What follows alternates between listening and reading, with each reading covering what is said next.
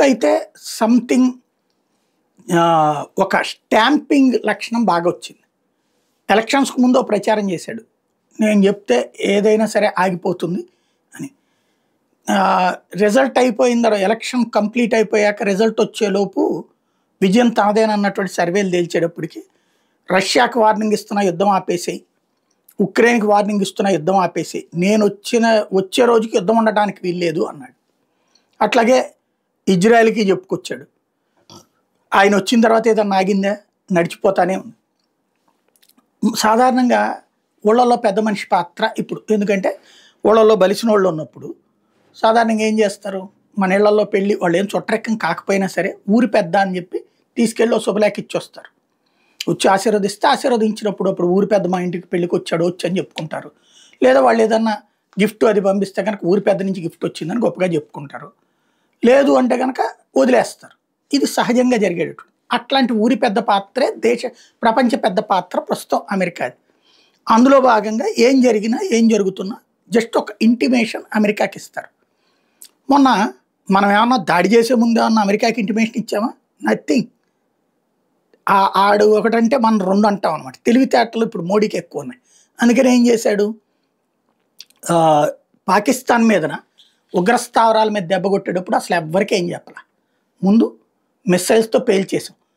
పేల్చిన 10 నిమిషాల తర్వాత అవి పేలిని అని కన్ఫామ్ అయ్యాక, అక్కడోళ్ళు తీవ్రవాదులు చచ్చారని కన్ఫామ్ అయ్యాక అప్పుడు అమెరికాతో పాటుగా ఫస్ట్ అమెరికాకి తర్వాత అన్ని దేశాలకి ఫోన్ చేసి ఇంటిమేట్ చేసాం.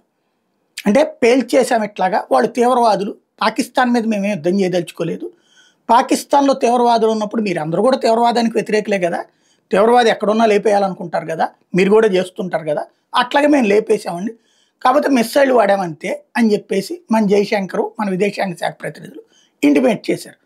బెత్తరపోయింది అమెరికా. ఆ తర్వాతన పాకిస్తాన్ మన మీదకి వచ్చింది. వాటన్నిటి ఆపాం. ఆపినప్పుడు సాధారణంగా మరి ప్రపంచ పెద్ద పాత్ర పోషిస్తున్నారు కదా అమెరికాకి. ఏమంటే వాడు ఎట్లాగా పంపించాడు, మేము తీవ్రవాదులను కొట్టాం, వాడే మా జనాల మీదకి పంపించాడు, మేము ఆపేసాం అని చెప్పాం. అంతేగాని మళ్ళీ వాళ్ళ మీద ఏదైనా చేస్తామని చెప్పాల. అప్పుడు అమెరికా ఏముంది, అయ్యో మీరేం చెయ్యొద్దు, నేను మాట్లాడతాను, నేను మాట్లాడతానంటే నువ్వేం మాట్లాడక్కర్లేదు, మేము చూసుకుంటాంలే అని చెప్పింది భారతదేశం. ఆ తర్వాత భారతదేశం వరుస పెట్టి మిస్సైల్స్తో అటాక్ చేసి వదిలిపెట్టింది. వాళ్ళకి సంబంధించినటువంటి యుద్ధ క్షేత్రాల, లేకపోతే వాళ్ళకి సంబంధించినటువంటి డిఫెన్స్ ఫోర్సెస్, అణ్వాయుధాలకు సంబంధించినటువంటి నూర్గాన్ ఎయిర్ బేస్ దగ్గర నుంచి సర్గోదా ఎయిర్ బేస్ దాకా ధ్వంసం చేసి వదిలిపెట్టింది. ఒక్కసారి బిత్తరపోవడం అమెరికా వంతైంది. ఓ పక్కన ఏమి చేయొద్దని చెప్తుంటే ఈలోపు కొట్టిపడేశారు అన్నటువంటిది, కనీసం ఇంటిమేట్ చేయలేదు అన్నటువంటిది. ఆ తర్వాత పాకిస్తాన్ వెంటనే అమెరికాకి ఫోన్ చేసి ఆడు కొట్టేస్తున్నారు, మా ఎన్ని దెబ్బతిన్నాయి, మీరు కూడా మీ విమానాలు ఇక్కడ పెట్టుకున్నారు చైనా కోసం అని చెప్పేసి, లేదా ఇరాన్ కోసం పెట్టుకున్నారు మాకు తెలియదు, ఇప్పుడేమో అవన్నీ బయటికి తీయలేని పరిస్థితి చేసేసింది భారతదేశం, కాబట్టి ఒకసారి వాళ్ళతో మీరే మాట్లాడుకోండి అని చెప్పింది. అప్పుడు అమెరికా మనల్ని అడిగింది, మీరు కొడతానది పాకిస్తాన్కి కాదురా బాబు, మమ్మల్ని ముందుకు గదలలేని పరిస్థితి, ఒకసారి ఆలోచించండి, ఆపండి అని చెప్పేసి. మీరు చెప్తే మేము ఆపితే యుద్ధం వేరేగా ఉంటుంది, ఆడిని ఫోన్ చేయమనండి అని చెప్పాం. అప్పుడు వాళ్ళ డీజీసీఏతో మనకు director general of military operation డీజీఎంఓతో మనకు ఫోన్ చేయించారు.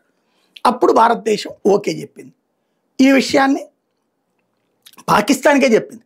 పాకిస్తాన్ వెంటనే అమెరికాకి ఫోన్ చేసి ఆపుతామన్నారండి అని చెప్పి, వెంటనే ట్రంప్ వచ్చేసి అబ్బాయి ఇదంతా నాదే అని చెప్పుకున్నాడు. ఇప్పటికీ చెప్పుకుంటుంటాడు.